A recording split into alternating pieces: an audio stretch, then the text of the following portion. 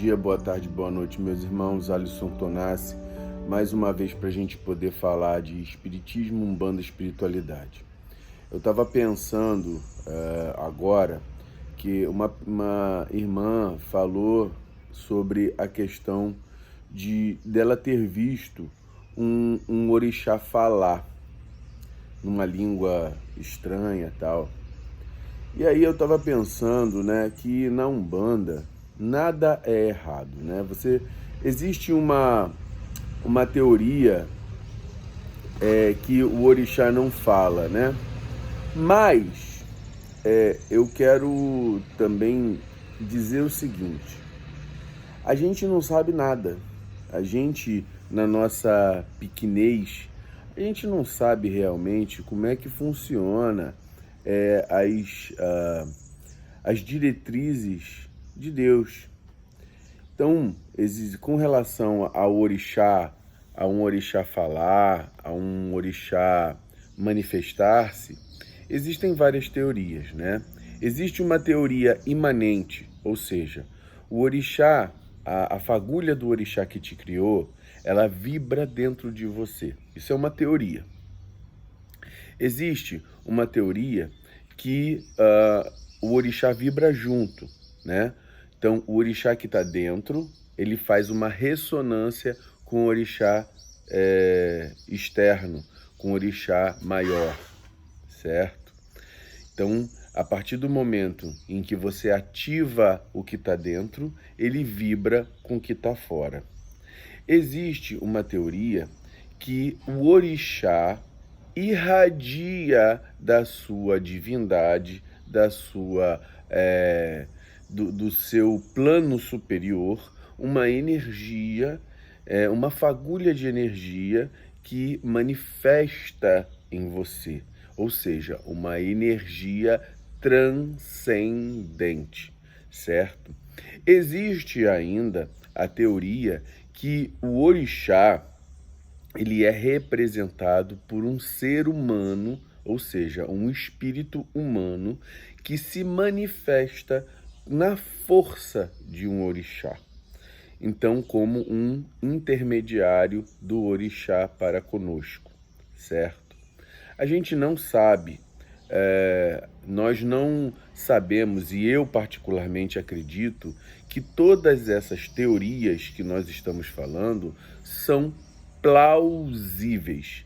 E elas sendo plausíveis, se você pensar que é um ser humano que faz uma conexão de intermédio, né, intermediário entre o ser humano e o orixá, ele teria pensamento, ele teria fluxo de pensamento e teria condições de manifestar-se.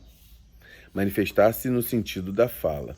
Mas isso são só teorias, certo, meus irmãos? O fato é, nós não sabemos nada.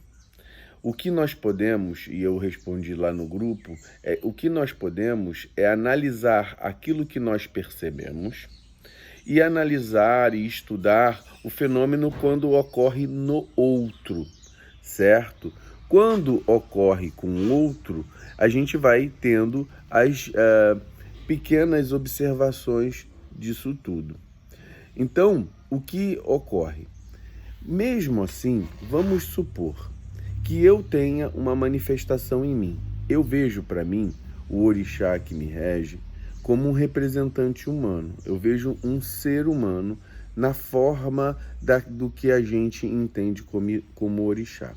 Mas como a gente vai ter certeza que aquilo que eu vejo é o correto?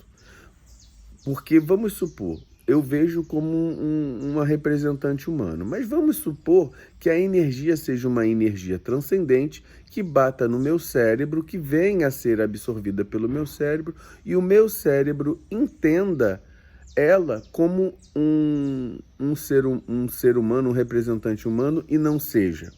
Então, não há como a gente determinar essa realidade com uma certeza absoluta. Então, o que é bonito e o que é legal da Umbanda é que nós vamos ter tudo isso, e todas as possibilidades são possibilidades concretas, todas as questões são questões que realmente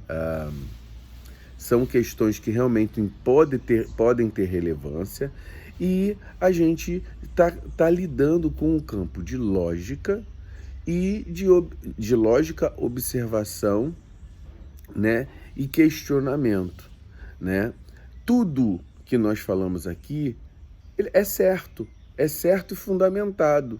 Agora, menos a questão do orixá falar, certo? Porque normalmente o que a gente vê por aí é o orixá não falar, né? Eu particularmente nunca vi. O que eu não posso fazer é dizer que isso não pode acontecer. Ah, mas já a energia da natureza não fala. Mas se ela for um representante, eu, particularmente, não vejo a necessidade disso acontecer, porque nós temos os nossos guias para nos orientar. Teoricamente, a função vamos supor que fosse um representante humano, a função dele era só te conectar com Deus. Então não há necessidade de fala física, porque a questão da fala é através da emoção, da percepção e do sentimento, tá? Eu particularmente penso isso. Mas a Umbanda, ela é muito vasta. Ela tem um campo muito ainda que precisa ser muito estudado para a gente poder compreender. Compreender como é que funciona em si.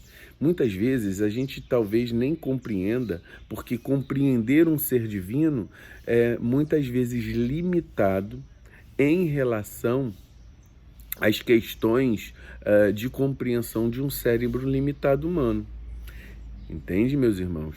Então, a gente fica aqui colocando apenas o questionamento, tá? Dizendo que nada é errado, que a gente tem que raciocinar, o que é para um não pode ser para o outro, ou seja, se para mim eu vejo um representante, para o outro pode ser uma energia imanente, para o outro uma energia transcendente e para o outro uma energia ressonante.